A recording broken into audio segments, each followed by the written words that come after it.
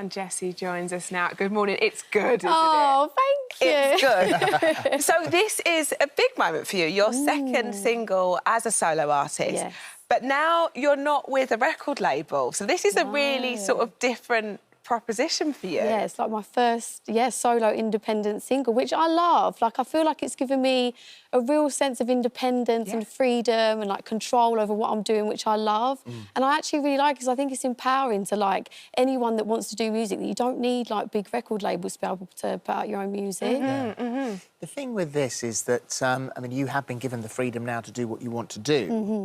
And this is a powerful single with a very powerful message. Yeah, it was really important for me to create this video and put out this message because a lot of women in my life have suffered domestic violence and, you know, I've had to witness it firsthand. It's been horrendous. So, yeah, it was something that I wanted to raise awareness on and, you know, I've teamed up with Women's Aid on this who have been absolutely incredible and so supportive. They work with you on the video? Yeah.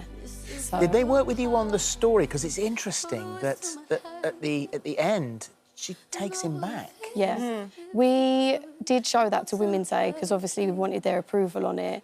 And they loved it because they said it's so true to life. Like, that's not, you know, some women do leave abusive relationships, but it actually takes, like, over 6 years for women to leave a domestic relationship. It's so. not an overnight thing. It's not an overnight thing. And it was just so important for us to keep it as real as possible. And collaborating with Women's Aid obviously would have been really important to you because of the storyline. Do you feel that because you're sort of taking the reins on your music career now, which must be really liberating, that you're sort of enabling yourself to be able to do things like that and having those conversations and, I suppose, performing music that's really from your heart? Yeah, definitely. I just think this is like a, you know, I'm being able to, like, speak my truth on songs and, you know, I always want to make music that makes a difference. So, yeah, this was really important for me. Well, you've said, in your words, the album, when it comes out, I haven't got a release date just yet, but I mean, obviously working on that, is raw and honest. Yeah, there's, like, so much stuff that I've not been able to speak about. It's so weird, because when you make music and you go into sessions, it's almost like a free therapy session. Yeah. Because you have to, like, talk to the writers about your experiences and what you've been through to be able to create the music.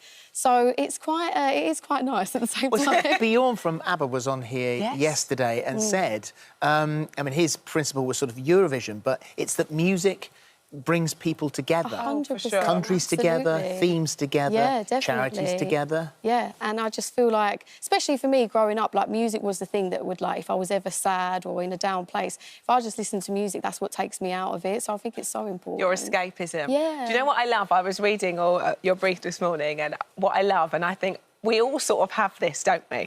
You release these songs and you're doing it yourself, which is incredible, and you put all this work into it. You've got an amazing team. But your mum is the person that will have the say that hits home the most. She is my biggest critic. She'll be like, absolutely not. If she doesn't like it, she'll tell me straight away. But I love that. Like, I love brutal honesty. Yes. So, yeah, but she liked this one. She approved. She approved. Good. What stage do you take it to her? Do you take it to her finished? No, I feel like as soon as I've done the first demo, I take it to my mum. It's too risky. She can't finish it. It's everyone's work. And co-written as well, which is, and that's an amazing pedigree because it's co-written with Taylor Parks, who's written for Ariana Grande and Justin Bieber. But that's nice also for you to say you've got the expression of being able to say what you want to say. Yeah, definitely. She's amazing. She just got me 100%. Like, when I was writing with her, she's done a lot of the album, which is really exciting as well. Incredible. Yeah. Incredible. And how are you? I'm really good. I'm in a really good place. I feel very positive.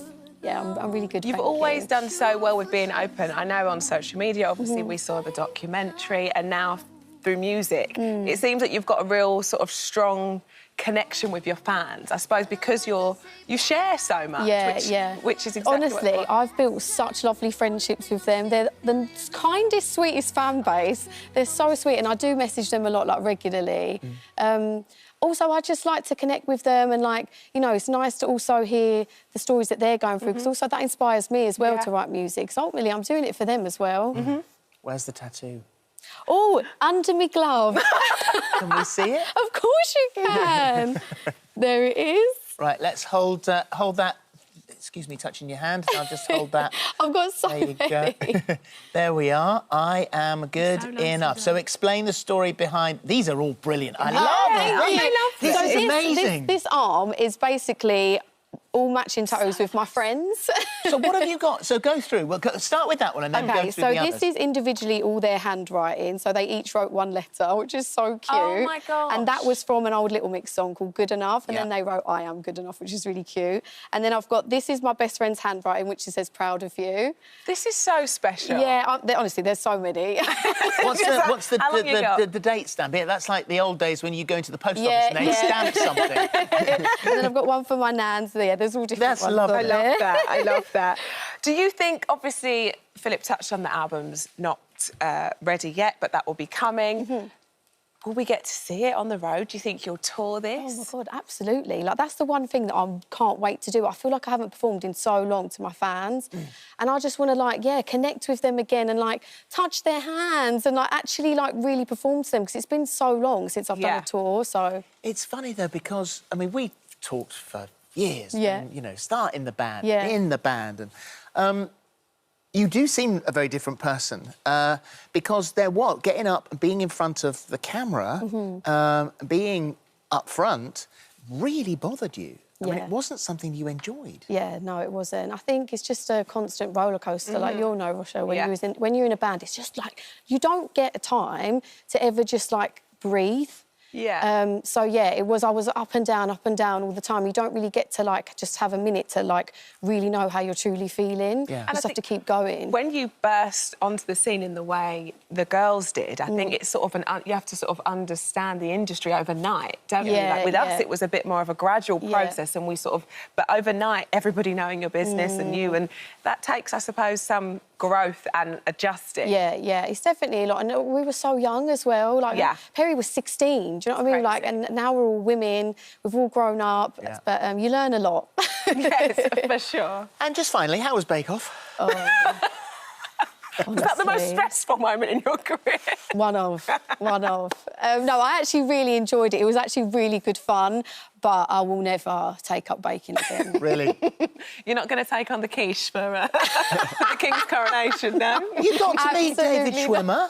Oh, my God, I was fangirling so much. Like, I am the biggest Friends fan. I think you might have some competition. Oh, my God, I literally... My laugh is in one episode. No, I went to watch this is iconic. An episode with Steph, and we flew to America to watch it. Oh, my God. And I laughed, something made me laugh so loudly, and I thought, if they don't retake this scene, my laugh is in this. And it's still... That is incredible. Oh, my God, that's amazing. But, yeah, I'm the biggest Friends fan. It's lovely to see you. Andrew, thank you for having me. Thank you so much. So